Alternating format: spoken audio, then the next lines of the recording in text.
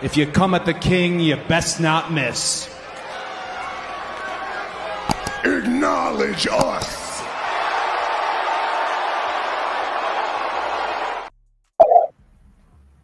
Hey, this is the red carpet ring here, featuring TBK, the Turnbuckle King himself.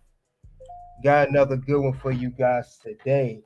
We'll talk about the top 10 Money in the Bank cash-ins, top Money in the Bank title wins, people who have the contract, won the contract, and successfully cashed in the contract and became world champion. So we are talking about those particular individuals. So yes, we are going to talk about it definitely. See who came into the ring before we begin. Figure 4 TV, salute to you. We are back here. Yes, we had a good conversation yesterday about the top 15 WWE champions. This time we'll talk about Money in the Bank as we head in Money in the Bank, which will be this upcoming Saturday, July 6th in Toronto, Canada. We're definitely going to talk about this Money in the Bank. Um, we'll go over the top 10 that I believe is the best list. We'll go over it. Me and a couple people will talk about it. And then, of course, we'll talk about other things as well as the Money in the Bank. But definitely, guys, this is something we are going to check out. So stay tuned, guys. Make sure you hit the like, subscribe as you come into the ring. We are going over a top 10 list for the upcoming Money in the Bank as the PLE's coming up. So let's dive into it and let's talk about Money in the Bank. Let's talk about these cash-ins, see who are the best cash-ins. You guys, let me just follow along. Let me know if you agree with the list or you have someone in mind. Let's tune into it and let's get started.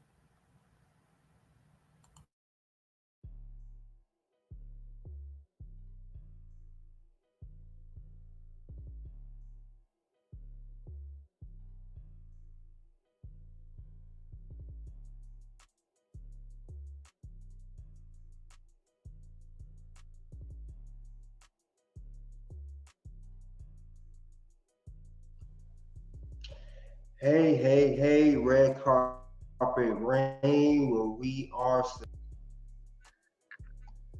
And also, before we start, want to do a tribute to the Iron Sheik. Passed away yesterday. He was 81 years old. Legend, former WWE champion. So, yes, Iron Sheik passed away. Remember him passing away a year ago. We will talk about it. Rest in peace to Iron Sheik, legendary guy. Well, let me go ahead. Let's talk more about what the Money in the Bank ladder match is. Let's get into that right now. Rest in peace, Iron Sheik. It's been 1 year since he passed away.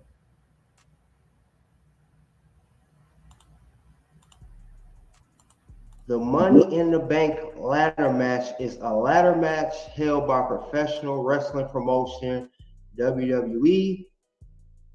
At first contested at WrestleMania, a separate Money in the Bank pay-per-view was established.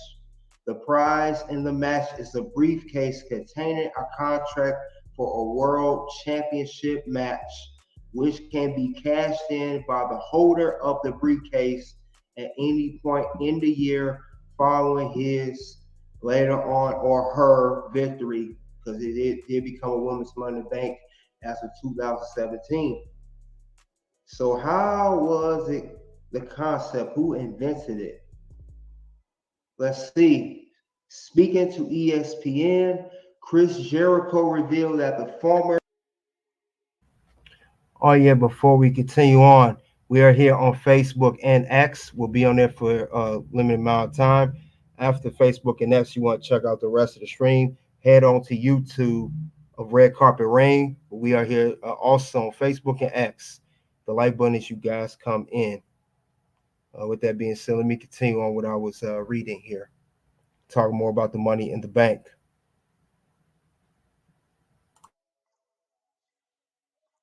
WWE writer Brian Gerwitz was the one who came up with the name of the match. The Money in the Bank name was Brian Gerwitz's idea.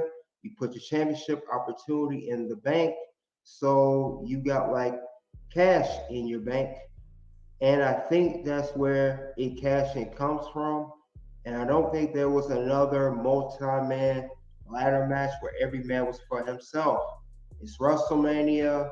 You want to put the best show possible and have the biggest match possible. Well, how about that spectacular of a six-way ladder match, said Jericho. So, like I said in the other description, Money in the Bank ladder match was started at a WrestleMania event, started 21.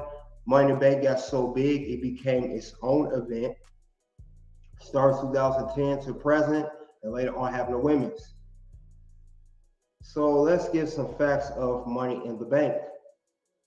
Money in the Bank started WrestleMania 21, 2005. CM Punk is the only male star to win a contract twice in the event. Men's wrestlers have a 77% cash and success rate. 17 out of 22 men have successfully cashed in the contract. Edge was the longest holder at 280 days. So for those who don't know, the Money in the Bank contract, there it is. That's the facts about it, how the whole thing came about. So how you guys doing in the chat before we go forward? Shout out to everybody, by the way. Shout out to everybody here, Facebook and Rumble, whoever commented. Thank you all for coming out. So let's see. Let's go to number 10. Number 10 cash-in contract is CM Punk. Now, this was his second cash-in. Now, his first one, I did mention he was the one to cash in twice successfully, winning the contract in the match. He won this one at WrestleMania 25. He cashed in at Jeff Hardy at Extreme Rules 2009. So, Jeff Hardy had a match against Edge for the World Heavyweight Championship in a ladder match. Now, after Jeff Hardy's defeat Edge to win the championship, he only held it for literally two minutes, if that. In a shocking move, CM Punk was a face at the time. He cashed in a contract, cashed in on Jeff Hardy, hit him up for the GTS, pin him 1, 2, 3. Now, Jeff Hardy is also a fan favorite, and people started to boo CM Punk a little bit, even though he was babyface as well, because people were really happy for Jeff Hardy to win that championship. But since he did that, CM Punk later on stated, when I cashed in the first time on Edge, you guys wasn't booing me then, now you want to boo me now. So this slowly started the heel turn of CM Punk. And also, this also led to a great rivalry between CM Punk and Jeff Hardy that summer 2009 while they both were on SmackDown. So this was a great feud between these guys. And this propelled CM Punk into the main event and also from babyface to heel. So that's why I put this at number 10. Now, like I said before, I'm going to have Goodbread and Kareem join me, and I'm going to have them give their input on what they think of this cash-in that CM Punk did back in 2009.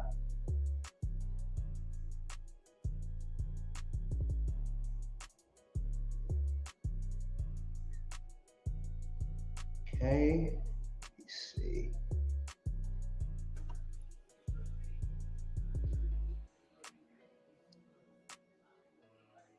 So, Goodbread, if you want to go first, and Kareem can go. Hey, what's going on, guys? How y'all feeling tonight? Thank y'all for coming out. Man, this one was a good one, man. Like you said earlier, this was the face turning. I mean, that this was the heel. I mean, the good guy turning into a bad guy, and nobody expected that. Nobody expected that. That wasn't even in the pattern of cash-ins. So I think this was a good one, worthy of the list.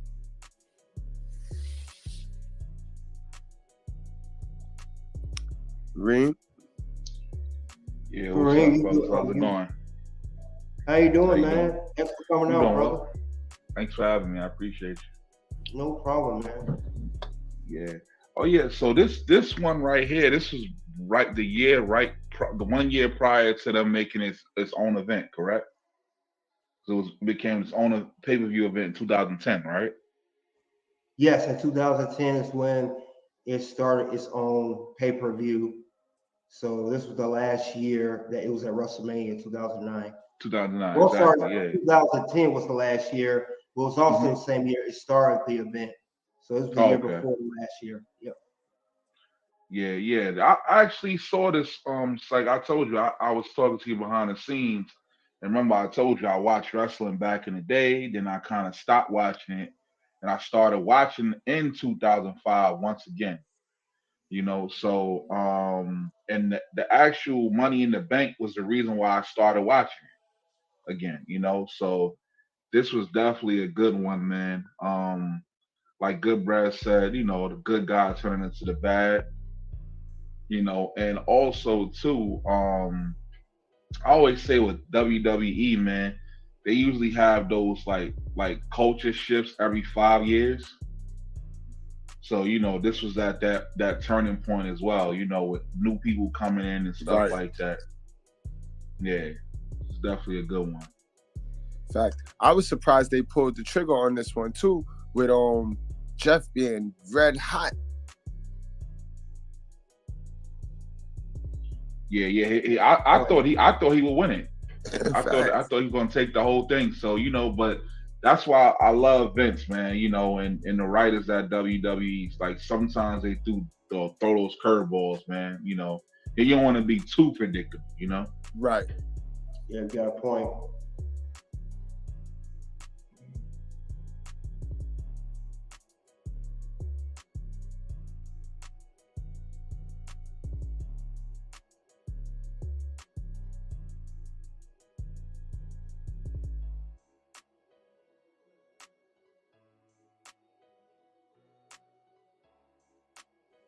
Oops, I'm sorry, guys. 2010, Kane's number 9.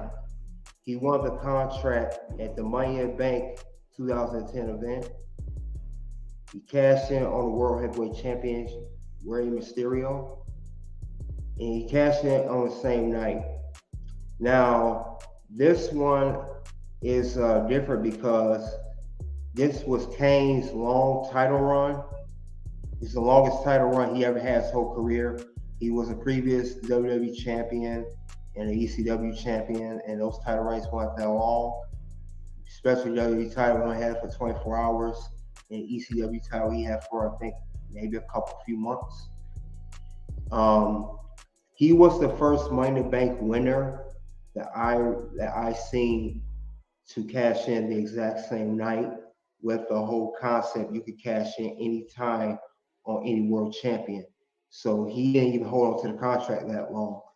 He got in Rey Mysterio after he finished his championship match, choke slammed him, 1, 2, 3, champion. And he had a long, great title run.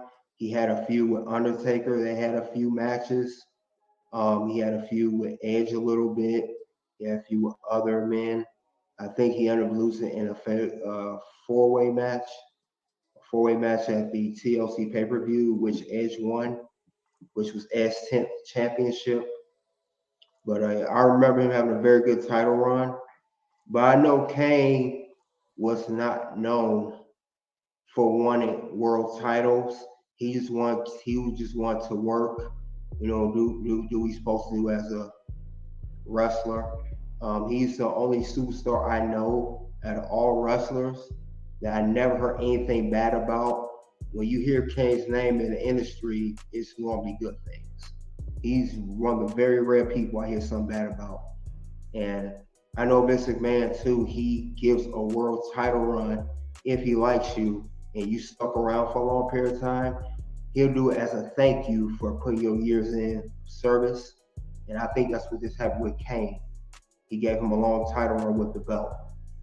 But this was a very memorable cash in. That was the first cash in to be cashed in the same night at the event. And I will transfer this over to you guys. You guys let me know what you think of Kane cashing in at number 9. I think this was a good one. It's a great way to capitalize off the David versus Goliath. You know what I mean? You kind of thought Rey Mysterio was going to overcome him. So again, they still managed to keep that element of surprise and that, you know what I mean, where you can't, that unpredictability. So I think this was a good one, man. Good list so far, bro. Appreciate that. Yeah, man, definitely though. Definitely. Of course, Kane, man, it's the unmasked Kane. So, you know, like just having the longevity. I was excited actually when this match came. That whole year actually was a good year for wrestling, in my opinion. It was a great year, you know. And it's funny. This is the first time I watched ECW when Kane had his championship run in 08 and 09. So I had never watched it prior to then, and you know, I was like more of a WWF, WCW kid. So, you know, I didn't know about TNA, ECW, and all those different promotion companies. But yeah, this was the one for the ages, man. Definitely the unmasked Kane, man. Going on his run, you know. That's a good point you made too, yo. The unmasked Kane, that's a whole different character. That's like a whole totally different transition from the it's Kane, from the Hell in the Cell where he broke with Shawn Michaels and Undertaker. Yes, sir. Mm-hmm. Yep. And I remember when he had the big show in 05 and 06. So he got a long story career, man. You know, like you Definitely. said, you know, no scandals. You know, definitely a dude that people like. You know, people like to conduct business with. So you know, definitely.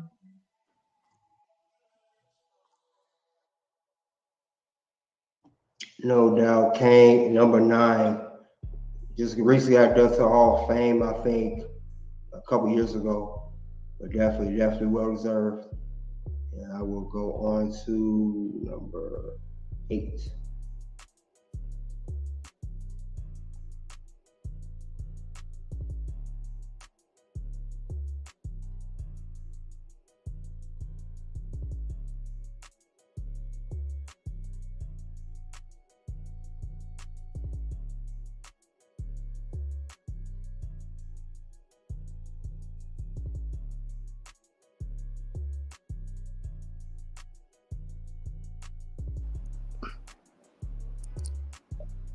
Are you muted?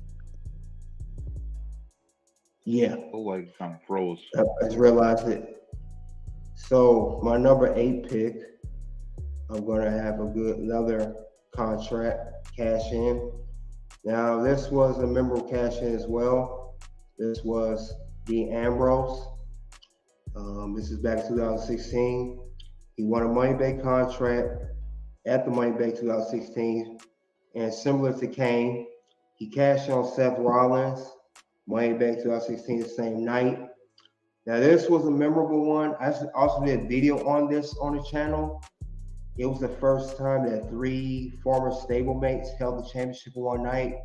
Roman Reigns held the championship, walking into Money in the Bank. Seth Rollins won the championship for Roman Reigns at Money in the Bank. And after that match, that's when Dean Ambrose cashed in. He, as he had won the contract earlier that evening, he cashed in on Seth and became champion. So not only he became champion, but all three members of the Shield, former members at that point, had won the WWE Championship in the same night. So this was in Las Vegas, our members event, and the crowd was going crazy. He had a huge pop for this, actually. Like I said, people really wanted him to win. He was the final member of the Shield to win a world championship, as Seth Rollins was the first. Roman Reigns was second former member of Shield to win the championship. Then Dean Ambrose came. Now his championship run wasn't that great, wasn't memorable. He held it for 84 days, so almost 3 months. Now I know he had that famous interview on Stone Cold's podcast where he was intoxicated. Um, and I believe with the questions that he was being asked, and I know Stone Cold wasn't being the most patient on during that interview on the WWE Network. That led to him losing the championship to AJ Styles at the No Mercy pay-per-view, SmackDown exclusive since he was on SmackDown. Because that's when the championship, when he won it, that's when it was one world title. So that's when they reintroduced the brand split. That started again, and Universal Championship was introduced. And since he got drafted to SmackDown and he retained championship in a triple threat against Seth Rollins and Roman Reigns, that championship was SmackDown exclusive. So, like I say, he lost the title to AJ Styles, and for those of you who do know, Dean Ambrose never got back near the title picture. He ultimately left the company, and he's now in AEW, and he goes by Jon Moxley. He is killing the game over there, doing his thing. But other than that, he is number 8 as Money Bank contract holder, and to cash in the same night, similar to Kane. Dean should have been. They should have been hit Dean with the title. He was always the workhorse of the Shield. Anyway, like if you notice, he was the mic. He had most of the mic time. You know what I mean? And he was the worker, but they never saw value in him until that point. And I think they only put the title on him to complete the trilogy. You know what I mean? They never really saw real value in Dean Ambrose. They just wanted to complete the trilogy and give all of them a run with the title. But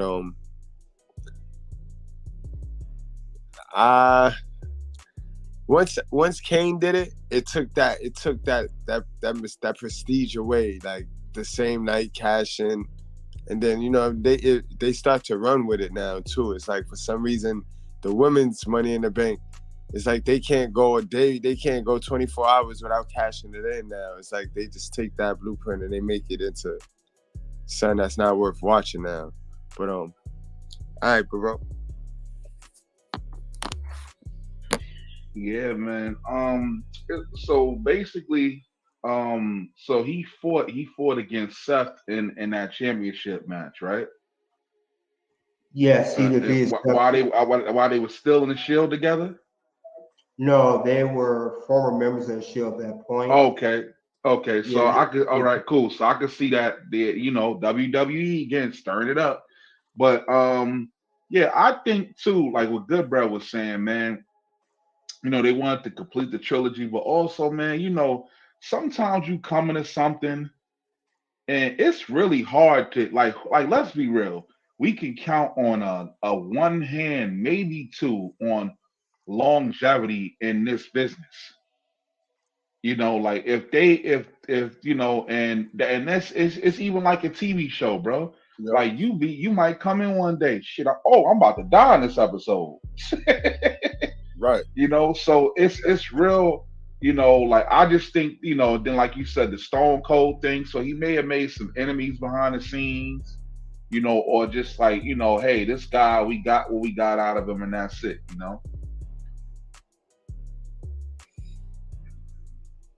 But yeah, definitely, he definitely is that dude, man. Like you said, now I know he was in Japan for a little while too, if I'm not mistaken, right? Yes. So I know he was killing out there. So yeah, like it's real hard, man. Like most wrestlers don't do it. You have like shit. We grew up on Undertaker and Kane, man. Really Undertaker, and look how long he lasted. But that's very rare, man. Like it rarely happens. See, and like Dean Ambrose was that player that he didn't fit in no system. You have to let him play. You have to let him play. Some wrestlers, some guys, it's just like in the NBA. You see how Kawhi is a system player, but that spark he had with the Spurs, that's gone because he's out that system now. You know what I mean? Everybody adjusted to him, and when you just stayed there. Mm-hmm. Yeah. Mm-hmm. Yeah, but you know what it was with that real quick, man. He didn't I think he thought he could be bigger than what Pop wanted him to be for the Spurs. Right. You know, and that's like, I'm glad you brought that up, because that's what I see with this gentleman here is, Right. you may think that, but it's still, you still have the business, the movers and the shakers of the business. Right. And unfortunately, your fate is in their hands. When it comes to a promotional company, See, not everybody get the opportunity to go to AEW. You know what I mean? Exactly. See, he rode this die. He played this hand right. He bet on him. But you be a fool to try to think that everybody could do that. You know what I mean? Nah, you can't. Yeah, everybody can't do it. Exactly. I agree. And again, AEW is the right system for him because he gets to say his own promos. Nobody's writing the promos. Like he said, the same reason why he left WWE. He gets to have more freedom with creative. So it's just the system. He was a system player, and I don't think he fit with the WWE system. Yeah. Yeah, because he doesn't look like, I don't know if this makes sense. He doesn't, I wouldn't say look like the typical WWE wrestler. I don't know if that, I might be No, you're right, though. You saying it wrong. though. Like, but he just looks like how would you say it? Like not rebellious, but like a renegade. Like, like it's just, like you said, he doesn't look like he fits. Like Stone Cold, but not Stone Cold, not big enough to be Stone Cold, but like. Yeah, he looked like a dude, bro. If you pass by an alley, they wrestling on mattresses. If that makes sense. But that's entertaining to a lot of people. Some people like it gritty like that, Right. Yeah, good points. He was lucky. And AEW was a new company that was starting. So he decided to take a chance on a brand new company. That also was another risk. Because AEW could have opened up in 2019, closed doors 6 months later or a year. So it's still around. So that was a good point. He did roll the dice. He was fed up with WWE Creative, like you guys said. He left a lot of money on his table to leave WWE. So it wasn't even about the money, it was about the creative control of his character. So, and I'm glad AEW worked out for him. Like Kareem said, he works better in AEW than WWE. Like both of you guys said, it's a much better system for him. So, Dean Ambrose, number 8. We'll head to number 7. Number 7 will be cash-in contract is Edge. Now, Edge is also another superstar who cashed in more than once. He cashed in twice, but this is his second cash in. He won the contract in Money in the Bank contract on a Monday night episode of Raw back in May 7, 2007. He defeated the previous contract holder, Mr. Kennedy, in a match, as Kennedy reportedly had to give the contract because he had an injury that was originally supposed to be his push to be world champ, but he couldn't do it because he was hurt. So they changed plans to have Edge win another contract. Now, what Edge did in a very good move, he didn't stay on Raw, and I ain't never seen this before. He was the first to do this. He went to another show instead of competing against the previous. Well, in storyline, it made sense. John Cena was the current champion on Raw, the WWE champion. But he wasn't going to cash in on Cena because he already did that the first time he had the contract. So when he did a shocking move, he moved over to SmackDown and cashed in on their World Heavyweight Championship, which was the Undertaker. Undertaker had a match with Mark Henry, who was bruised up, beaten up real bad. After the match was over, Mark Henry attacked Undertaker again until they got the refs, moved him, got him off of him, did a World's Strongest Slam on him, and did another, attacked him some more. And then out of nowhere, as Mark Henry is leaving to go to the back to the curtain, Edge music hits. He comes out, casts a contract. Everyone is shocked that he is out here because he came from Monday Night Raw.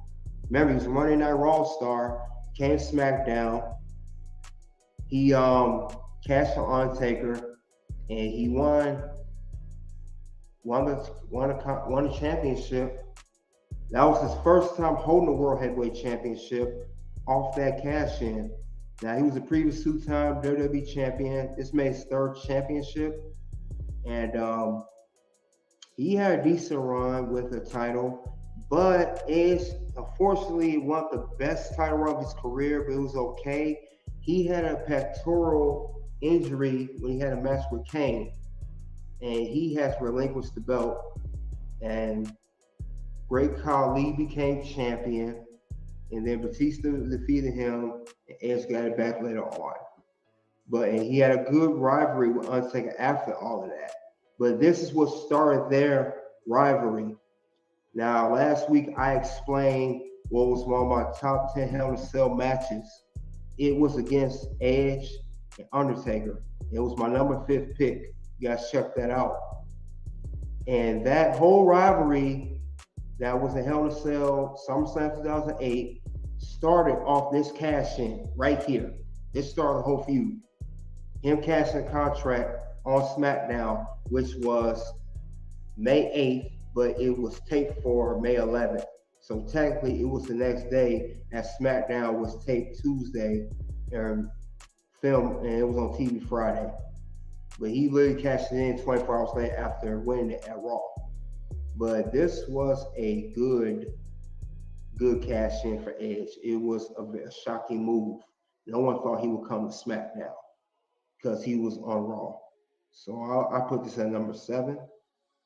Yeah.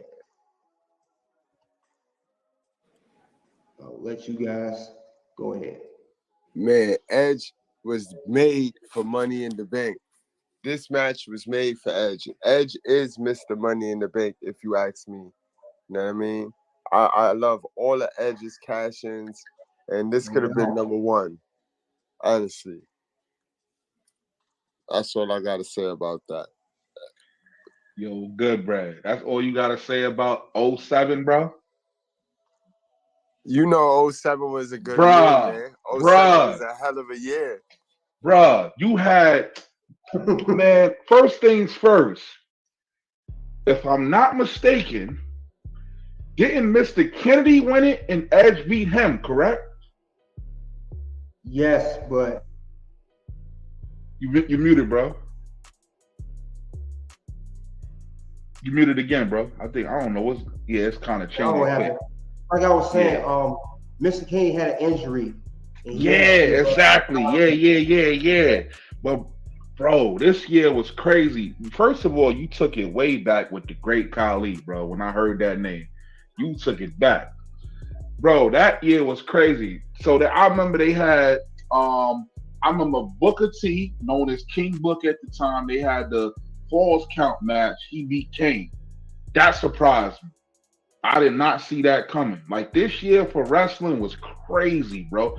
It was, first of all, the time period you put up there, right? So much happened in those couple months. It was crazy, bro.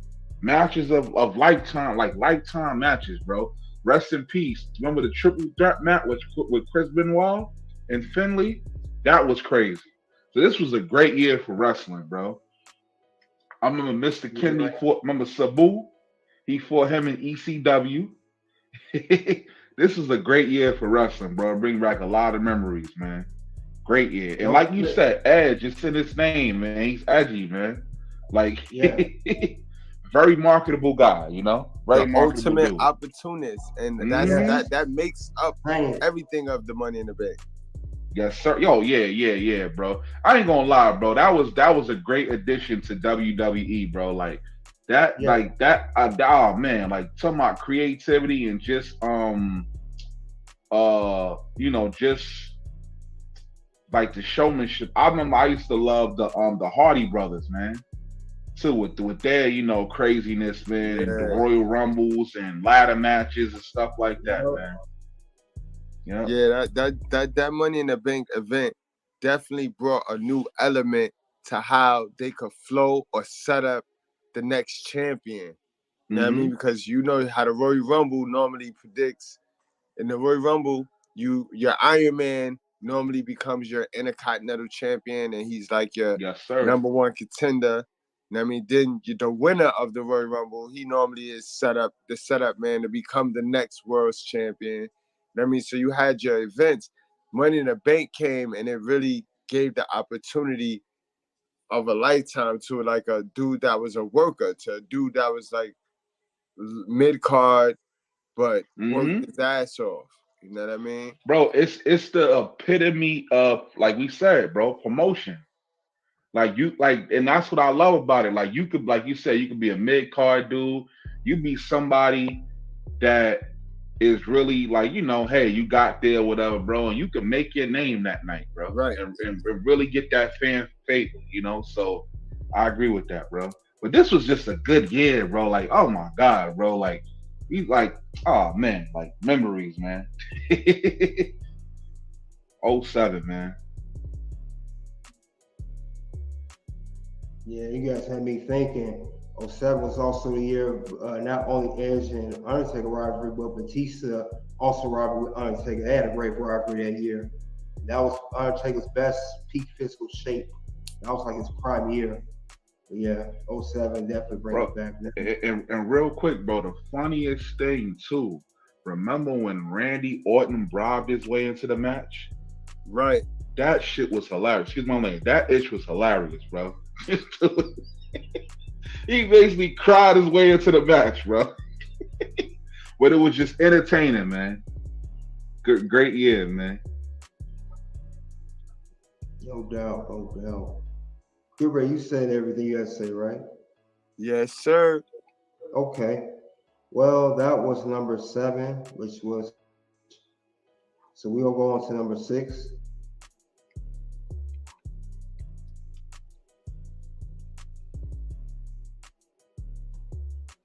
Number 6 cash in we have, and that will be Randy Orton. Randy Orton won the Money in the Bank contract at Money in the Bank event 2013. He cashed in on Daniel Bryan at SummerSlam 2013. Now this was a good cash in because this kicked off Randy Orton becoming a heel. And this was after a great match at SummerSlam between Daniel Bryan and Cena. That was a very good match at SummerSlam. This was Daniel Bryan's first championship win of the WWE Championship. He was the World Heavyweight Champion, but he never won the WWE Championship. So since he did that, he put on a great match with Cena.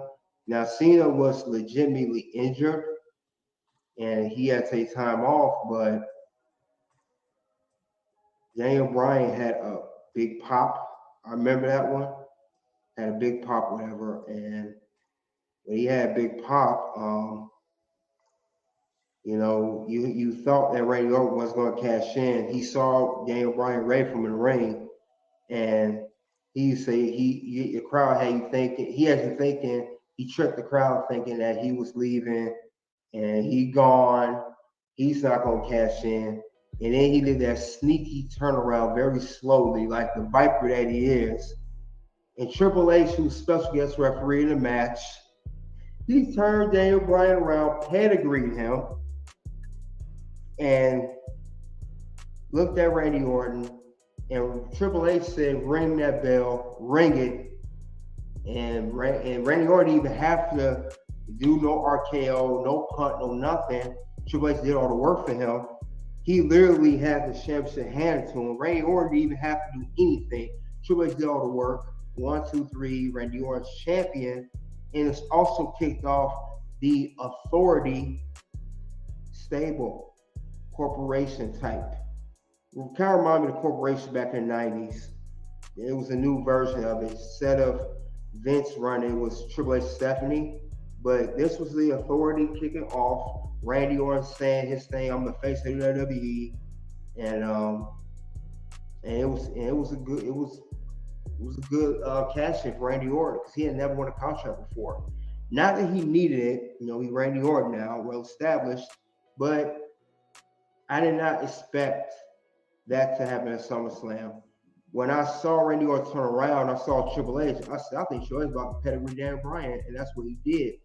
But it did fool the crowd, so it was a good cash in, and I think it's when they start calling him the Apex Predator too, as well as the Viper. That's really when they start really pushing the Viper more and the Apex Predator. They really pushed that gimmick more. So this was a very good cash in. I like this cash in. 2013 was a decent year. Like I said, Daniel Bryan was coming up. You know, Orton cashed in contract, and he also had a good rivalry with Daniel Bryan later on. They had some good matches together. So 13 wasn't bad. It was a decent year. That's the same year Rock and Cena had the WrestleMania Part 2 thing, whatever. But that was still a decent year. But I will pass that along to you guys and let's hear your input on this one. Yeah. I didn't really see this one. I didn't really see this one at all, so I really can't tell you anything about it other than I probably wouldn't have liked it because I don't like that whole authority. I didn't like the authority era. I just didn't like the Triple H authority. I'd rather the J&J era with Seth. Now that was that was that the same authority that let Seth run Yeah. Yes. You gotta remember too, good bro. This was the beginning of the authority, the very beginning. That's what kicked it off. All right. So that was later on. Authority, I was 2 years later with Seth. Okay. Seth was still NXT at this time. He wasn't. No, he had just got to the main roster a year before. But this was the very beginning of the authority. Now, yeah, there was the remember the Shield was the security for the authority before Seth went on his own. It was a part of it, but it wasn't in the main thing. That makes sense. Right. Yeah, I like the point that you made, making the comparisons between the authority and also the corporation. And I think a big reason they did that, of course, because, you know, Triple H and the whole D-Generation X, who was my favorite wrestling crew in the 90s. Because I remember when they used to go up against the Nation. And, you know, the Nation they were like a big, you know, they were known as the big, you know, organization, and D-Generation X was like the anti-Nation and, you know, like being real rebellious. But I think at this was a great year. I remember, wasn't it the same year too when you had they had the WWE Championship? It was was it Ambrose and John Cena, somebody, if I remember correctly? No, that was Cena and Daniel Bryan. They had just had their match at SummerSlam. They had their one match. Yeah, I think too, man, because I ain't gonna lie, it was kind of like the authority. It was kind of cheesy. But I don't know if that's the right word, you know, like because it was just like him and Stephanie McMahon. Yeah, it's like them two trying to stronghold everything. Yeah, exactly. And I think, you know, too, I think at that time, like no one really knew where to go with the brand. It was like in a down cycle, in my opinion. You know, so I guess they just did that as like a placeholder type of thing until they got things back on track. But it was kind of cheesy though. But this was a great match nonetheless, though. It was when you talked about the pedigree and all that, that was shocking. Like, you know, like that was really unexpected. I didn't expect it, you know. So, but yeah, we've seen better years though in WWE. Facts, We've seen better years. Triple H was forcing it this year, bro. Yeah, he was. But I said, bro, I just think I think the brand was like kind of like they didn't know where to go at that time. They, you know, like, yeah, because it was kind of cheesy. But I was like, all right, bro, like, I don't like this. Stephanie McMahon, you not like that. Like, let's stop. You don't go file a financial statement or something. She even buffed up too, man. I remember I was like, is she juicing? I remember that. She got real bucky with it, man. This cash-in was after the WrestleMania, the whole WrestleMania thing, right? No, it was before WrestleMania. It was this led up to that match. Right. At WrestleMania. It was before. Right. Because he had to fight two people. Yep. Mm-hmm. He had to fight Triple H to get in the World Championship match. Then he beat Batista and Randy Orton at WrestleMania 30 to win the WWE World Heavyweight Championship. And this one was in Philly too. I remember. I think correctly, right? Wells Fargo was in Philly. I think it was July 14th. I remember that day, man. And they booed the shit out of them. Hell yeah. Mm-hmm. You know Philly is tough, bro. They tough on the 76ers. They ain't gonna hold back on the WWE. They like, man, get this up out of here, bro. We ain't doing that. Mm-hmm. Yeah. It was there, but yeah, bro. It was, the match was still good, but like overall, it was like, yeah. Okay. We could have, went somewhere else with it.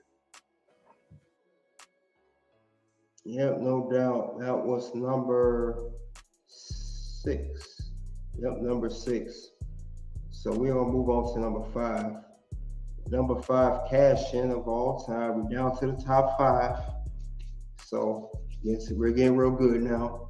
Also, people from Facebook and Rumble, like, share, subscribe, comment,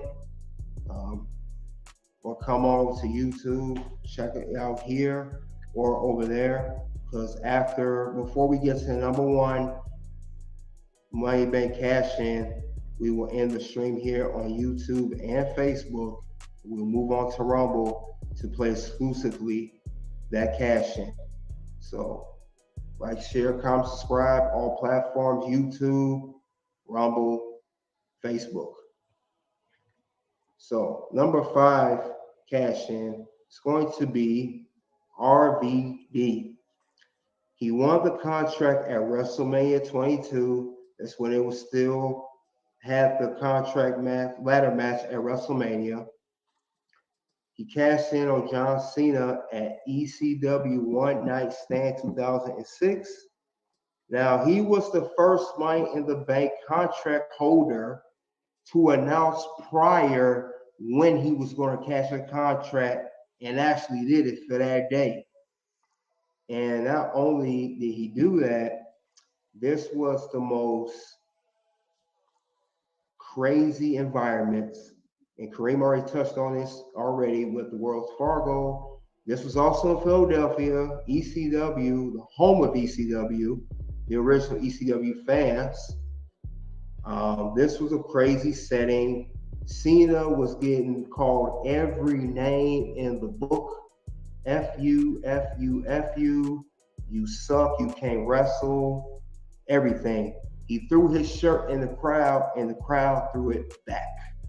It was that bad. But this match is also memorable for the big sign.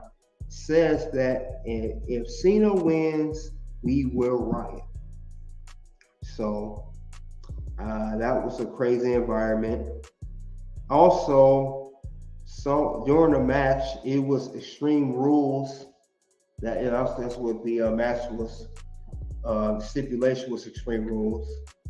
And a certain individual came out the crowd with a helmet on, and he speared John Cena through a table, and it turned out to be Edge. And the crowd was loving Edge when he did that. Thank you, Edge. Thank you, Edge. Thank you, Edge. And RVD did the five-star frog splash. Paul Heyman came out. 1, 2, 3. RVD is champion. Not only did he win the WWE Championship, this was also the revival of ECW, as they were a third official brand of the WWE. They was on Tuesday nights, just like NXT is now. Before NXT, it was ECW, and RVD was awarded the ECW Championship by Paul Heyman on the first episode of ECW because he won the WWE Championship. And also RVD, since he was an ECW original, he never held the ECW title. So Paul Heyman gave him that title as a thank you for contribution to ECW and winning the WWE Championship. I remember this match, and this was one of the most craziest matches. Them ECW fans are crazy as hell. They go all over the place. They will throw water, everything at you. They'll throw anything you can think of inside that ring. And they just hardcore Philadelphia fans, but they was not feeling Cena at all. They not like Cena. Never liked him. Not that crowd. So they wanted to make sure RVD won that match. Now, I don't know if it was in a car, if it wasn't for that sign, would Cena have won that match if it wasn't for the environment and for that sign? Because Edge come out of nowhere with the spear Cena, that kind of was like a last minute call. I wanted they do that last minute call. Hey, it's getting crazy. Edge go out there, spear him, blah blah. Because Edge had a helmet on. Was he on a motorcycle running to an ECW event, or maybe it's a part of the script? I don't know. I've always thought that in the back of my head. Conspiracy. Was he really originally supposed to be Cena? This night or no? But I could be wrong. This is a conspiracy, but this is my number 5. This was a very memorable cash in, and people forget about RVD. We talk about Edge, Seth Rollins. We talk about all these other guys, but they don't talk about the RVD. He did it in the most crazy environment possible, and it was Extreme Rules stipulations. But this was definitely a memorable cash in, and definitely an unforgettable event, to say less. So I'm moving on to you guys. Man, this was a good one, man. This was a good one. I remember this match vividly. I remember this match from start to finish. It was a good match. This was one of the first times somebody actually was like, you know what? I'm not going to sneak you. I want you to know I'm cashing in on you. Whenever you want to fight, let me get my title shot. So it was respectable. And again, I think that it was not scripted. You know what I mean? You know what I mean. You know what I mean. I don't think John Cena was supposed to win. I think he was supposed to lose this match. That's what I meant. He was supposed to lose, and it just was good. It was good TV. Good TV. And I watched ECW back in the early '90s. I mean, late '90s. What was it, like 9-5? Yeah, and 96. I watched ECW and they Living Dangerously events, because it was named after Paul Heyman, but his name used to be Paulie Dangerously. You know what I mean? So and that environment, like you said, it was like bar fight, bro. It was like a ring in the middle of a bar fight. And it used to be crazy, bro. And I was surprised WWE went and recreated the whole environment and let it really go down the way it normally go down in that building. And it made for great TV. That's all I got to say. Oh yeah, if I'm not mistaken, it was called One Night Stand, right, or something like that, right? Yes. Yeah. Mm-hmm. Yeah, because I remember, man, I already knew they were gonna come at John Cena like that. Come on, Extreme Wrestling, bro. Like, and that's why I said very, like you said, good Brad, very with the comments you made about WWE. Because I remember when they went under. I think ECW went under a year after that, correct? 07, right? Yeah, you got to remember ECW at this point was working. They had got bought by WWE. Yeah, they bought all their assets because they went bankrupt. Yep. Mm-hmm. But in ECW's heyday, Heyman had the talent and he had the vision. He just didn't have the business savvy and the money. You know what I mean? But yeah. Nah, definitely, bro. I knew they were gonna come at John Cena like that, because I always say it's very few wrestlers from WWE that can go over there and be respected. We know that already. Like, only the brawlers are gonna get respected over there. And I don't know if you guys knew this. Fun fact, UFC is getting ready to merge with WWE, right? By the end of the year.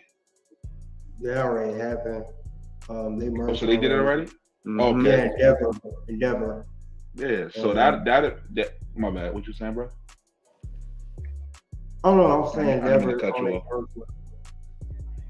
Yeah, because I heard it was gonna be finalized later this year, but that so they'll be able to use it because this dude got bread, he got influence, man. And it's like, like but yeah, ECW was oh my god, man, like come on, like that was like, It you was, know, you know what it was too, guys. It was like the underground hip hop yes, versus mainstream. So a mainstream artist can never come in those battlegrounds where the underground artists ruled, like for the battles, and a mainstream artist, you can't bring your little writers, you can't bring none of that. You got to bring, you know what I mean, your skills. You got to bring it, and that's how ECW looked at WWE. They looked at WWE as if they were mainstream, and they were just too soft, and man, it was hostile. yeah, because with WWE, bro, you got to have that showmanship too, and that's why a dude we were just talking about before that was in Japan, the ECW, that's him, bro. Like right up his alley. You feel me? So it's crazy, but yeah, man. That this was a good year too, man. And of course this is early on in the that the Money in the Bank history. So that was definitely, I think it was the second match if I'm not mistaken, right? Second Money in the Bank, right? You You muted, muted, bro. bro. I'm off on 05 was the first year, then 06 was the second year. Yeah, second year. Yep. Yeah. So it was definitely good, man. But I'm a big John Cena fan. I just like he was entertaining to me. So I never, but of course, him going there and getting booed and like, like I know he was ready to play that position. Like it definitely it brings a viewership. Brings a Yep. viewership. Yep. Yes, that was a very memorable cash in. Like I said, can't be unforgettable. Now we're going to head on to number 4. This was cash in of a guy who's never been world champion. Um, Definitely never been a newer guy, I should say, never been world champion. And he was not most likely in the locker room. They bullied this guy at one point. He became WWE champion, but he had a great memorable cash in, and that is The Miz. He won the contract at Money in the Bank 2010, cashed in on Randy Orton on November 22nd, 2010, Monday Night Raw. On that episode, Randy Orton had just beat Wade Barrett in a match, and he retained the WWE Championship. He was attacked by a Nexus, and after the Nexus attacked him, Miz came out, cashed a contract. That was it. The crowd was going crazy on his Raw. We even had the angry Miz girl, who was mean mugging. I think she had been 7, 8 at the time, 7, 8, 9 years old. I still remember that meme. He won a championship from a guy who was a reality star from MTV, who was bullied in the locker room, hazed by JBL, and allegedly also Chris Benoit. Was kicked out of the locker room for getting food on Chris Benoit's gym bag. From going from that to becoming the world champion, The Miz definitely paid to earn his spot. He didn't quit. He put in the work. A lot of people didn't like it because of his background, but he definitely earned his spot, became WWE champion. And unfortunately, he had the best title run. I guess this is one definition of bad timing. This was around the time that The Rock was returning to WWE. He was the host of the following year WrestleMania 27, guest host, and it was also setting up for The Rock and John Cena feud. He did wrestle The Miz, wrestled John Cena for the championship. The Miz did retain due to The Rock's interference, setting up The Rock versus Cena WrestleMania 28 a year prior. They had set up the whole year in advance. And I believe The Miz got caught in the middle it's pretty much when The Rock returned, people forgot that The Miz was the WWE champion. They forgot about him. They was all focused on John Cena and The Rock. They weren't so focused on The Miz anymore. So he was lost in the shuffle, even though he was a champion. It kind of reminded me of Chris Jericho when he won the Undisputed Championship for 2001. He was an Undisputed champ, but he got overshadowed by Triple H returning from injury. If you guys can remember that. That's kind of how this championship run was. He was overshadowed by The Rock and John Cena. So he did retain the belt, have it for several months, but it was a cheesy heel win. He always had outside interference. He barely skated on by and kept his belt. But it was mostly The Rock and Cena that ruined his championship run. Now, he did win it years later, but he held it for a week. I think it was a couple years ago. He lost to Bobby Lashley. But come on, nobody remembers that title run. This is the title run that's a little more memorable than his second one. But it was a great cash in nonetheless. That's my number 4 pick. And The Miz did do his thing, cashing in. And he became champion. He did on Randy Orton too. So that's a plus as well. So you guys can give me your take on that. Man, I like The Miz personally. I like The Miz, and I think that he's a good transitional WWE champion. I wouldn't if they could put the Intercontinental title on Honky Tonk Man and make Honky Tonk Man into one of the longest reigning Intercontinental champion, then The Miz is worth signing. Like, come on, let's be real. The Miz is alright. Yeah, safe worker. I like The Miz, man. I think this was a good cash. He's still living from this little sequence of events right here. Yeah, man, this was it was though, but like you just said, bro. I don't think most wrestlers, man. The Rock coming back, like, come on, bro. Like, most people wouldn't be able to survive that. Like that. I would argue, man, we could argue Rock top 3, top 2 most influential people in wrestling history, man. Like, that's how big he is. So it'll be out. Like, I don't think Jesus Christ could survive that. Wearing the Olympian 11s in wrestling the ring, royalty, you right. As far as wrestling royalty, man. right, bro. Ooh. Yeah, but I remember The Miz was on Real World New York, bro. I never forget it. And I recognized him when I first saw him. Mm-hmm. I was like, oh, that's Mike from Real World.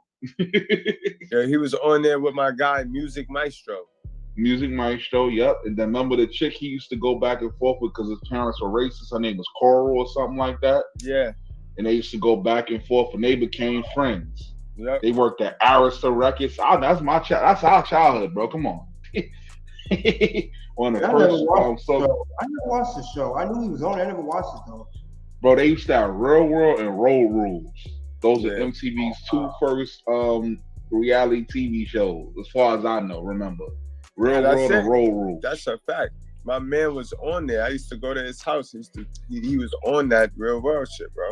Yeah, so and I commend because I'll be real, it's hard being a man, bro. So you could claw your way into WWE, man, years later.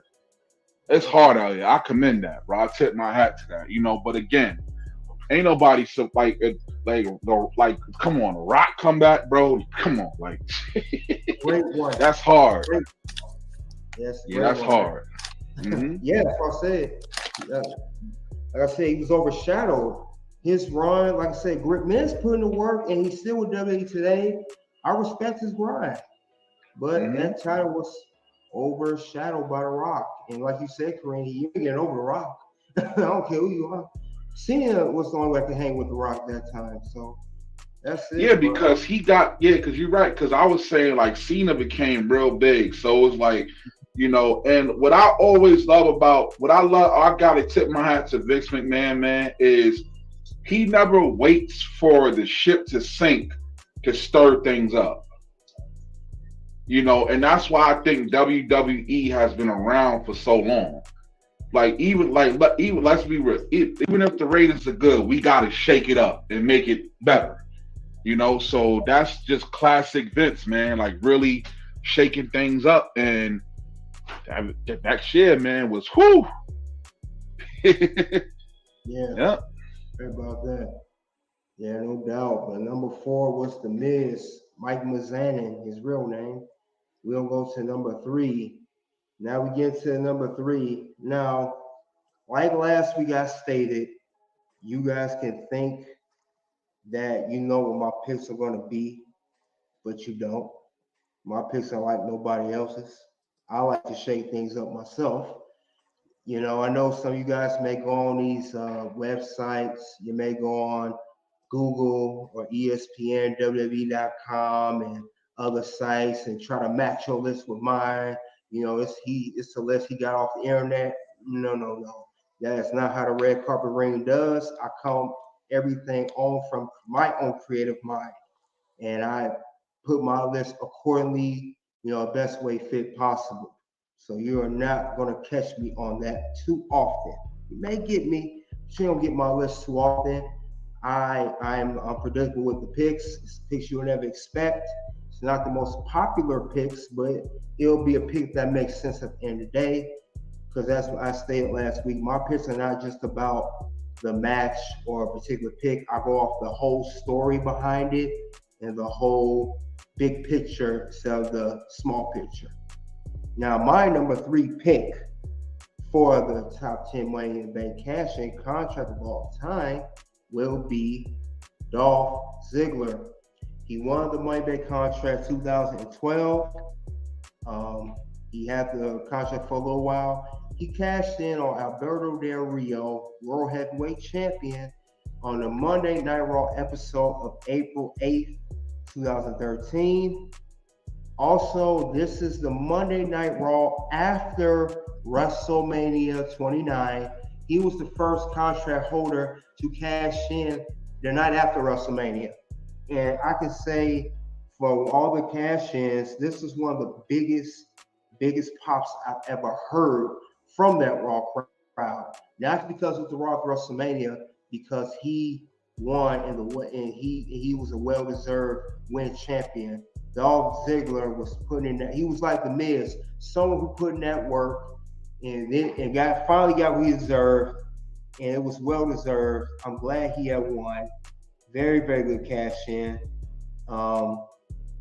But fortunately, he didn't have the most memorable championship run. I believe he had a concussion during one of his matches. He only held the belt for maybe a little over 2 months. Lost it back to Del Rio, and he never won a world championship since. And we in 2023. However, Dolph Ziggler was still employed by WWE. The only championship I remember him winning recently was 2 years ago now, or was it last year? The NXT Championship when he beat Braun Breaker. But when he cashed his contract in, I remember this. Dolph Ziggler was the man when he cashed in. He did his thing, and I love this cash in. It's one of my favorite cash ins because I never saw anybody cash in on that kind of crowd after WrestleMania. But like I said, Dolph Ziggler was well deserved. He never got a proper title run, you know. So you would think he would have got a good title run, but he didn't. He had one championship run prior, but he held it for like a night, and the championship went back to Edge. It was awarded to him because of disqualification, some silly stuff, not memorable. This was his real championship run. So Dolph Ziggler, well deserved. Glad he won, you know. And I'm going to move it on to you guys. You guys give me your intake on this Money Bank contract of Dolph Ziggler. All right, now, so 2 things Dolph had going for himself. He had going for him that this is the first time, so that's 3. This is the first time they cashed in the very next night. And then, being that, the second thing he had going for him, that was the crowd. The night after WrestleMania, that Raw, that crowd is real. And then, when you add in his his applaud and his pop is equally, you can equate that to just the hatred we had for Del Rio. The heat that Del Rio, the type of bad guy Del Rio was, and at the time that he garnered, made that pop extra spectacular. But you're right, this could have been number one.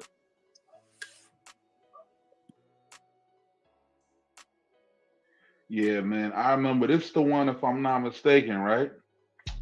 I remember this dude was disqualified because the Big Show intervened, right? He came in there and interfered with the match, correct? If I remember correctly. No, that was John Cena versus CM Punk you're talking about. Money Bank contract, right? Yeah. That was a different man. Yeah, same year. That was Yeah, Cena okay. versus Punk. That was the same Yeah. year, 2012.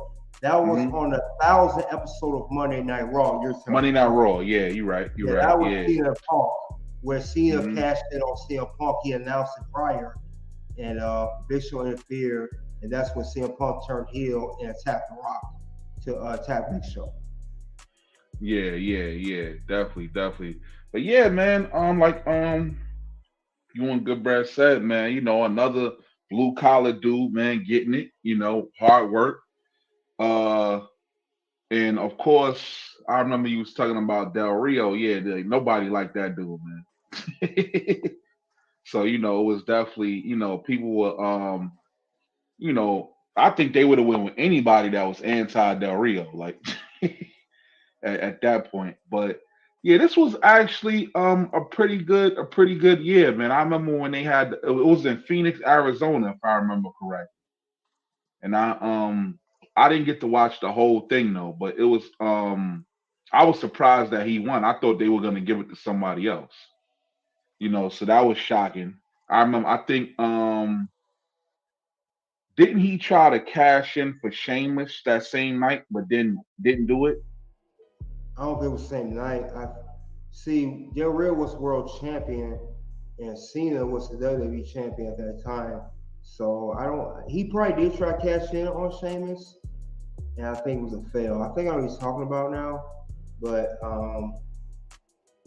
yeah, it might And be I a think they fight. attacked him before the bell, so they didn't do it. If I remember Well, correctly, yeah. yeah, and also, yeah, I know what you're talking about. You're talking about when Big E chased Del Rio. He tried to catch him Del Rio before.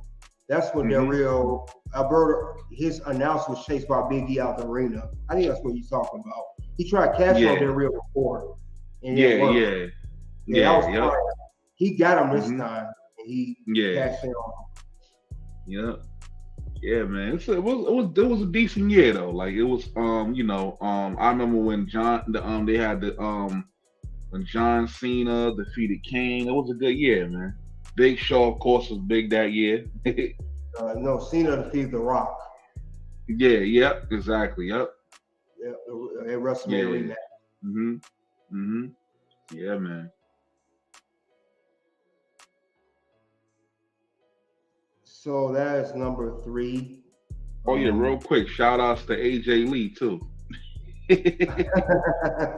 Facts, yo, facts. Yep, and Big E. Yep, AJ and Big Lee. Yep, they did do their thing. Like I said, but yeah, that was number 3. So number 2, you guys like, share, comment, subscribe. We won't be on here much longer. We'll be headed to Rumble soon. You guys on Facebook and Rumble, you know, you see on Rumble, please like, share, comment, subscribe. Facebook, we won't be on there much longer. Or here on YouTube, we'll be moving over. So you guys can move on over here for now or head over to Rumble. We're going to do number 2. And then I will, before we get to number 1, I'm going to do some honorable mentions. I have a few of those as well. But number 2, cash in, I will do. It could have been number 1. Some people thought this may be number 1, but it's not my number 1. But it's one of the best cash-ins, one of the best. And this was cash in WrestleMania, and it's Seth Rollins. This is before he was called Seth freaking Rollins, like they call him now. Not that garbage. We talking about Seth Rollins. He won the contract at Money in the Bank 2014. He cashed in during the Roman Reigns and Brock Lesnar match at WrestleMania. It became a triple threat match when he cashed in, and he curb stomped Roman Reigns after Roman Reigns speared Brock Lesnar. Pin of 1, 2, 3. As everybody knows, this is the first cash in and the only cash in to date at WrestleMania. They call it, nicknamed the heist of the century. I did want this to be my number one, for the record, I did, but it's close. It's the number 2. Very close. Very close. And this is Seth Rollins' best title run. He was with J&J Security, with the Authority, as Goodbread mentioned earlier. That's what started the Authority. Authority was continuing later on. This was the best run of not just Seth Rollins, but the Authority. This is when you had Kane, Big Show, you had J&J Security. Seth Rollins was on top, until he injured his knee at a live event against Kane, and he had to relinquish the championship. But I like Seth Rollins cashing this in, especially at Mania. Very good cash in. Very good championship run. But fortunately, once again, not my number one pick. This is where I throw a curveball. I'm not gonna do the pick that everybody think I would do. That's just where it gets interesting with me. This is why it's the red carpet ring here. So, but it's one of my favorite cash-ins, definitely. Never been done for WrestleMania. Never, and also the first time it became a triple threat match. All prior Money Bank cash-ins was a one-on-one. This one was a triple threat match because it was an already one-on-one match. The match was not over between Roman and Brock. This was the first time cash-in happened while the match was still going on. The match wasn't even over yet. So that's a good thing. It was a lot of firsts with this match. And for the interview I heard with Seth Rollins, he was not originally supposed to cash in that night. If you guys look back at the tape for this match, he cashes in very, very, very late in the match. It was literally a last minute call. He said, Michael Hayes, one of the producers, said, hey, go and cash in now before match is over, before the event is over, WrestleMania. Because this was the main event. It's the last match on the card. This is before this 2-night WrestleMania thing. It was one night. And he ran out there. It was the very last minute. From reports, for what I've heard, Roman Reigns was originally scheduled to win. His family was out there in California, as Roman Reigns, has family at the event. And I heard his dad was very pissed that Roman didn't win because his family flew out there. They wanted Roman to win, and that's why they call this the heist of the century, because he literally did steal Roman's win. Roman was supposed to win this match. Yeah, I did some research online, went off where I heard Seth Rollins' interview, and that's the way it was supposed to go down. So yeah, it was very, very interesting. But I'm glad it happened because it created Heist of the Century. So yeah, definitely. I like this. I definitely like this cash in. I'm gonna let you guys give your input on this one. This was one of the best ones I saw. I actually watched this one, and earlier that day, Seth made some WrestleMania history because he was the first person to get RKO'd out of the sky. He went from doing a stomp to getting RKO'd out of the sky to becoming the champion. So, I mean, he had a pretty good night that night. Can't take that away from him. Yeah, this was definitely one for the ages, man. I'm glad you brought up the point you made about you said Roman Reigns' family, right? Them being pissed off. Yeah, they was really supposed to win. He was really supposed to win, from what I've heard. And once they found out he didn't win, the family was not too pleased with that result. Mm-hmm. But again, like we said before, man, where would WWE be without the curveball, baby? People could say it's staged all they want, man, but then this dude surprises you, man, and just they totally go somewhere else with it. But like Good Brad said, it's one of the best I've ever seen. It was action packed the whole night. I said it. I said when I saw this one, right, I was at my friend's house. I remember it was in the TD Garden. I was like, bruh, I'm getting one round of snacks. I'm not going getting up no more. Like, you That's got a up in your fact. snaps, you would miss something, bro, real quick. It was action packed the whole night. Facts. And it added that element of everybody thought Roman was gonna get it, like, oh, Roman gotta get it. And then for Seth to come, that shit was brilliant. It was, definitely was. Yeah, yeah, that was one of the best cash ins. I can't stress that enough. Now, before we get to number one, we're gonna get to honorable mentions. We'll mention a couple of those first. So let's go to honorable mentions. One would be Asuka won the Money Bank contract in Money Bank 2020.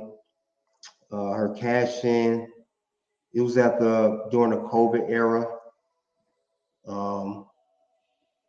They was at the Stanford office, the old Stanford office. The cash win contract ended up being for the championship. Becky Lynch was the previous champion, but she had to give up the championship because she was going on maternity leave because she announced she was pregnant and having a baby with her husband, Seth Rollins. So they had a segment on Raw, and when Asuka had the contract, she opened it up. It was the championship inside it, not a contract. And she said, she told Asuka, go ahead and be a champion. I'm going to go ahead and be a mommy. So I'll have you guys chime in on the honorable mentions too. But this is one of my honorable mentions that I have. So this was a good run for Asuka. She had a very good championship run. She's actually one of the better women champions. She's a very good wrestler, had very good championship runs. Speaking of which, she just won the Raw Women's Championship and Night Champions that I covered. So you guys want to have your take on that? Man, Asuka's great, man. Asuka's great.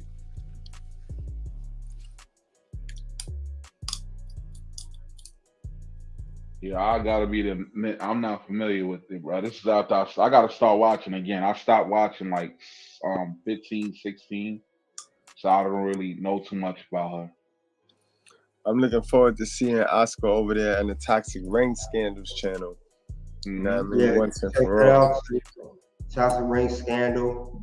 Have content over there, controversial content, conspiracy, you name it. It's over there.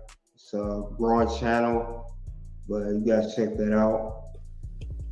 But I'm gonna mention my other honorable mention. I got two more. Other one is Daniel Bryan. He won a Money Bank contract at the Money in Bank event 2011. He cashed in on the Big Show.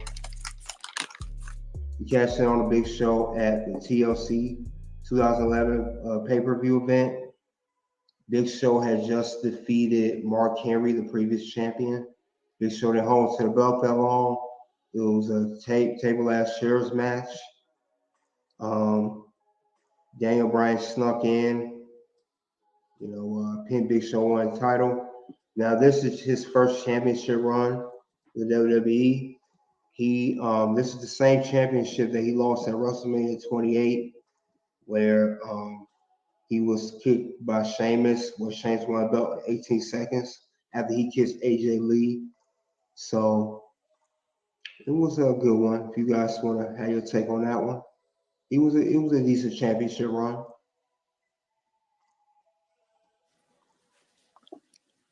I think so too. I think it was cool. Want to add something, Kareem? Yeah, this I ain't gonna lie, man. This one was a pretty good one, man. I remember when this was the one, if I'm not mistaken, right? They had the championship at the end of the night, right? And CM Punk beat John Cena, correct? No, this was Big Show and Mark Henry. Oh, Big Show, Mark Henry. Yeah. Okay, yeah. Got you. Yeah, so that was WrestleMania, 43, I think. No, CLC 2011. In July, right? No, December. December. Okay, yeah.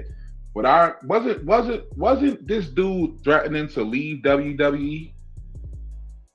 No, he's not with WWE now, but he wasn't trying to leave at the time. No. I think CM Punk was threatening to leave, Yeah, that was if I'm not CM Punk. mistaken. Yeah, Yeah, that was and then CM Punk. Not Daniel this is Bryan. a crazy year, bro, because I was glad when remember they tried to get Del Rio to come out and Punk attacked him. He was trying to get him to cash in. Yeah, you talking about CM Punk versus Cena Money Back 2011. Actually, I covered Yeah, that back on my Rumble. You want to check my Rumble? I actually yeah, covered. yeah. That was a crazy year, bro. Crazy, man. Yeah, but that was a good year though. Mark Henry, man, I take it back though. Oh yeah. That was my dude, man. I'm gonna have one more honorable mention before I move on to my number one pick. And my last honorable mention, speaking of the devil, is Alberto Del Rio. He cashed in he won the Money Bank contract at the 2011 Money Bank pay-per-view event. Cashed in at CM Punk at SummerSlam 2011 after CM Punk defeated John Cena for the undisputed WWE Championship match. And Cena was defeated by CM Punk, and Triple H was special guest referee. And Cena's foot was on a rope, and Triple H didn't see it, and Cena won. Cena lost to CM Punk. CM Punk won since they both were WWE champion at the time. And Kevin Nash came out, attacked CM Punk, powerbombed him. And then Del Rio came out, cashed in contract, kicked Punk in the head, and he won a contract. Now he didn't hold this championship run. He didn't hold to the belt that long. He lost it to Cena at Night Champions on 1-on-1, and I think Cena won, and it won a memorable title run. He didn't hold on to the belt that long. I think he had it maybe not that long. I know he lost the belt later on. I believe it was Cena, but it was a memorable championship run. But Del Rio was on a roll at this time. He had won Royal Rumble and Money Bank in the same year. He was the first guy to do that. So, but that was the cashing that he did. If you guys want to chime in on that one? Yeah, this was a weasel move right here. But again, like I said, some bad guys are just made for this Money in the Bank. I don't like when the good guys win this Money in the Bank because it don't make no goddamn sense. What a good guy need to be sneaky for and opportunistic for. But Del Rio definitely played a transitional champion. I'm sure when you do your research, you'll see that CM Punk was not finna drop that title to John Cena. He was not finna let John Cena pin him no more, but he did say he had let Alberto Del Rio beat him, and then Alberto Del Rio transferred the title to Cena with the backroom politics. But, you know what I mean? It was a good cash-in any event. Yeah, this is the year I'm talking about. This is the one I was talking about, bro. Yeah, I had the years mixed up. Yeah, yeah. This I ain't gonna lie. I like this one. You know, it was like you said, good Brad, man. You know, like you gotta be the bad guy. Like, let's be real. Like, good guy can't even win with these chicks out here. That's another show. So but yeah, it was a little like this was like on a low key, man, a good one. And I know the fans were steaming, but that's what you want in this scenario. You want them to be steaming. That's a fact, though. This one was crazy too, because remember Kevin Nash came back, and you know what I mean. It was like debauchery, it was just you seen it, yo, Triple H, what are you doing? Again, this is along with that. This is around that era where what number was that where he damn near single-handedly gave Randy Orton the title. So Triple H had some questionable decisions. Yeah, these were the savage years, bro. Yeah, I guess this was the learning. This was the learning. This was his learning. Yeah. Yeah, bro. This was like the cowboy and Indian years. It was wild out here, bro. Anybody could get it. We talking about hopping from under the ring with some garbage cans. Coming out the limo, you getting beat down. Like, it was crazy. Well said. All the honorable mentions is out the way. Now we're gonna go to the number one pick, and after the number one pick, we will end it here. Also on Facebook, we will continue on Rumble. Those of you who are on Facebook and here, we will move on to Rumble. So you guys, the stream will end soon here in Rumble. Like, share, comment, subscribe over there at Rumble and Facebook and here, and we will disclose the number one pick. And the number one pick I have for the contract. Let's see.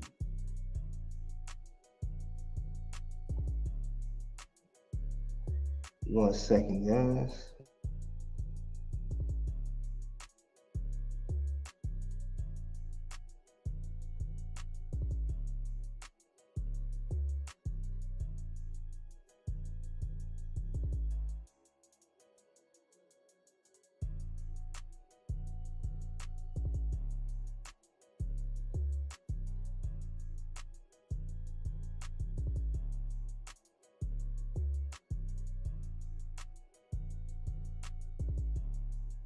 I think you're muted, bro.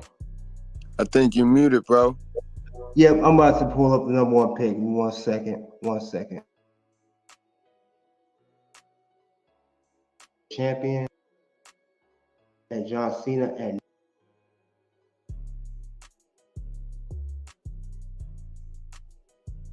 okay. Number one pick, sorry for the delay. My number one pick will be the original Money in the Bank himself, Edge. Edge won the Money in the Bank contract at WrestleMania 21 at the first ever Money in the Bank contract. Ladder match, cashed in at John Cena at New Year's Revolution 2006 after a grueling Elimination Chamber match that he had. After he retained championship, went in and had 2 spears on Cena, became the WWE champion.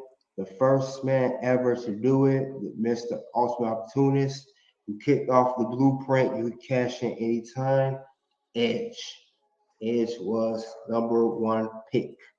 The first one to do it, the original Mr. Money in the Bank, who set the blueprint for everything, like I said before. Edge made it, like Gilbert said earlier, Edge made this contract. When I think of Money in the Bank contract, I think of Edge. One for Edge setting us off. There would have been no Seth Rollins and WrestleMania and Dolph Ziggler and all them other guys. He kicked this off, and he was so dominant. He did it twice, and he did so much with swag. He had great swag with his contract, man. I mean, when Edge got inducted to Hall of Fame, they should have renamed the Money Back contract after him. Mr. A, you know, that's how much the money contract is. He made that contract. I can't stress that enough. But he's my number one pick. I love the story he had with John Cena afterwards. They had a very, very memorable feud. A feud that's to remember to this day. They was trading back and forth the belt. And Edge is also great, one of the best transitional champions. He didn't need to hold on to the belt that long, but he made a difference regardless, no matter what. So I liked Edge holding his contract down and winning the belt and everything, because he was the ultimate opportunist, no doubt about it. Definitely the ultimate opportunist. Him and Cena, oh my God, even the match they had when he lost the belt at the Royal Rumble that year was great. They always had great stories for him and Cena, even to the point where he slapped Cena's dad, and then Cena threw him to a Long Island Sound, and then they had the match SummerSlam where he hit Cena with brass knuckles to retain his title. You name it, these guys just had a great memorable feud. One of the great rivalries. It kicked off right between him and Cena. These guys, Edge really just saved the contract. well deserved. I do not have no problem with him. Number one, he will always be the number one cash-in contract to me, in my opinion. Yo, we don't give Edge enough credit, man, but Edge is everybody's favorite opponent. Edge is everybody's greatest opponent, from the Undertakers to the Batistas to the Cenas. Edge and Cena is one of the dopest feuds that they have in WWE history. Yes, absolutely. You know what I mean? And they got great chemistry with each other. The matches is never really botchy. You know what I mean? The storylines is always riddled with emotion. They teeter on the emotion. There's always Edge doing some old slimy shit. And it's just perfect. Like, they're a perfect fit. And again, who but Edge to kick off the Money in the Bank?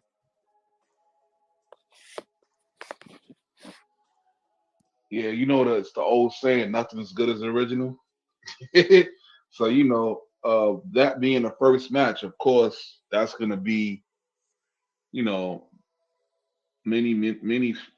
people that are the fans of the organ, not the organ, but the company itself, and that event.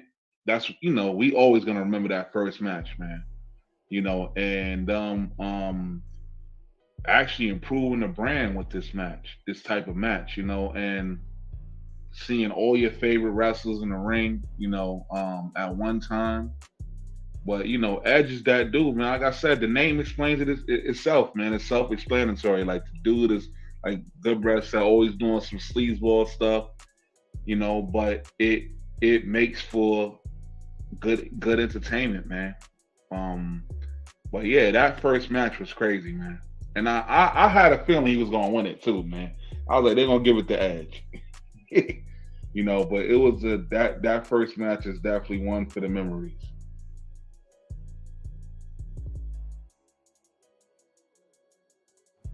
Yes, definitely. Number one. My book, definitely number one. It was Edge Roser, that champion, that contract for the championship. Very, very well deserved. I can't stress that enough. Now we're gonna head on to Rumble. Jessica, if you want to head over, leave them. Yes, that is the top 10 list. And I had honorable mentions.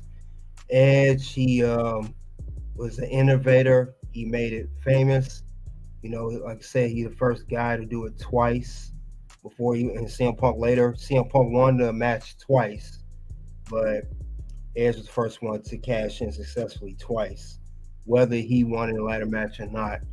And Seth, he started to become more of my number one because that was just monumental.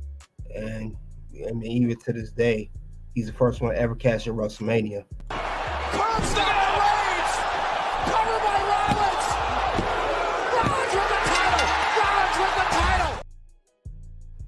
So that will be an unforgettable moment in WWE history and Money in the Bank history. That's something we will never forget as fans ever. That Seth Rollins had the heights of the century, cashed in WrestleMania. And of course, Damian Priest cashed it in the second person to do a WrestleMania. Damian Priest just recently cashed in on the previous champion, Drew McIntyre, for the World Heavyweight Championship. So, Seth was the first one to do a WrestleMania. No one can take that away from Seth. That was his first title win. Him and Edge always been the top ones. So, but you guys let me know, what are your for Money Bank cash in? What's the best cash in? I mean, what's the best cash in your opinion? Let me know in the live chat right now, and also in the comments below. What's the favorite cash in you guys think it is in your opinion? There's so many cash ins, men's and women's. Which one would it be? So we are definitely going to have a good Money in the Bank PLE, and it gets better every single year. Every single year it gets better and better. So I appreciate you guys going over, looking at this list with me, Going over the list down one by one from 10 to honorable mentions to 1. Greatly appreciated, guys. So we are here talking about the top 10 Money in the Bank cash-ins. And we're going from literally from all the lists down. Who was the best cash-ins? Women's is even getting much better. So definitely come a long way. Inception in 2005. And it's been going on ever since. But definitely, guys, I appreciate you all coming out and supporting the red carpet ring here. Soon to videos will pop up. One will be Money in the Bank 2024 final predictions. Next video will be World Champ versus Developmental Champ future match. And until then, you guys already know what it is. It's OUT.